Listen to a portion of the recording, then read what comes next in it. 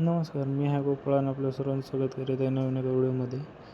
तर हे आपलं कपल आहे ज्यांचं आपण प्री वेडिंग शूट करायला आलेलो आहोत. हे लोकेशन तुम्हाला सांगता येईल की जसं की आपलं पुण्यातील देहू आणि देहूच्या जवळ असलेलं भंडारीमाळ, त्याच्या पाठीमागे हे एक तलाव आहे. त्या ठिकाणी आम्ही केलेलं आहे आणि हे आपलं कपल आहे जे येत आहे. कपल पण आपलं एफर्ट्स टाकत आहे, जसं की तुम्ही बघतच आहात. येत आहेत ते आणि ते आल्यानंतर आपण शूट करणार आहात.